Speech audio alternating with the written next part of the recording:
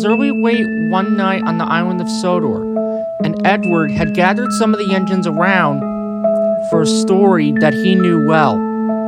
Henry was the one that was really intrigued with the story because he heard it millions of times.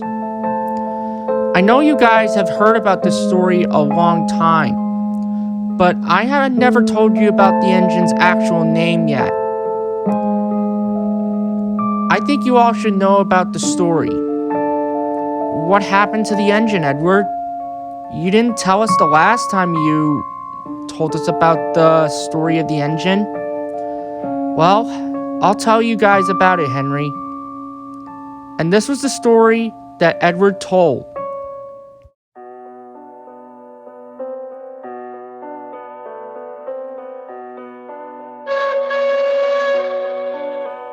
Many years ago on Sodor, in 1926 when the Sodor Ironworks was formed, it didn't have its own engine. Sir Topham Hatt had purchased an engine from the other railway from the mainland to help out at the Sodor Ironworks for shunting duties. The engine was a Caledonian 812 from the Caledonian Railway, but it was painted all black all over. The engine's number was 57607, but it was renumbered 5705 when it arrived to work at the Sodor Ironworks. This engine's name was named Jinky. Jinky was a hard worker, shunting freight cars of scrap metal all the way to the furnace for the metal to be melted.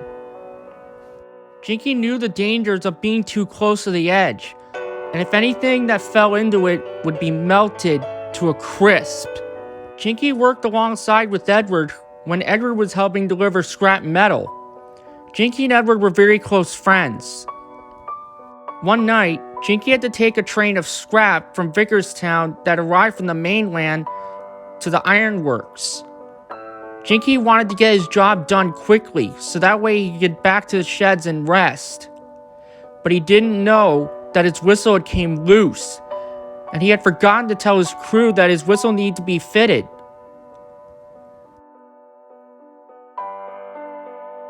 But as Jinky was passing by a tree, a low-hanging branch knocked his whistle off. Jinky's driver applied the brakes, but Jinky's brakes were useless against the heavy scrap trucks that were pushing him.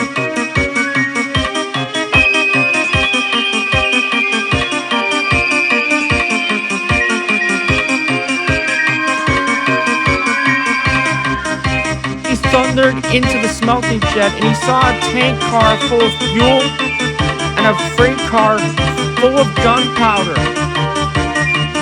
An engine from the mainland had forgotten to pick it up. Jinky closed his eyes and he tried to whistle, but nothing came out. Jinky now realized that his whistle was gone. Oh no! Oh no! Someone help me! Help!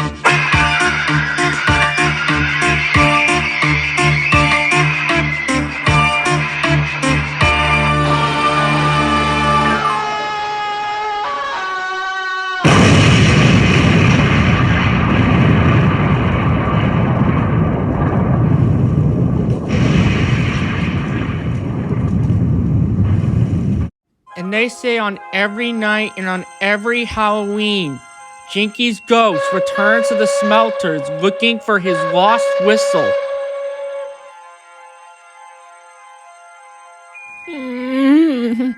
Still disturbed by that story, Percy?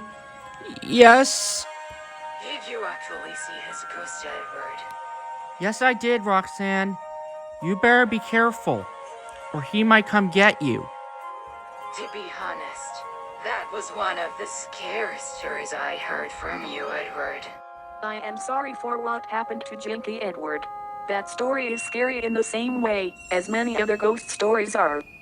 If I see that specter, I will send him to Debbie John's locker. I wouldn't recommend trying to harm a ghost, Foxy, because Jinky is already dead. Yeah, Edward has a point. You can't kill something that's already dead. Do you think someday Jinky will find peace and move on, Edward? Only time will tell, Drago. Only time will tell. This isn't over, Edward. I will be back. And I always come back.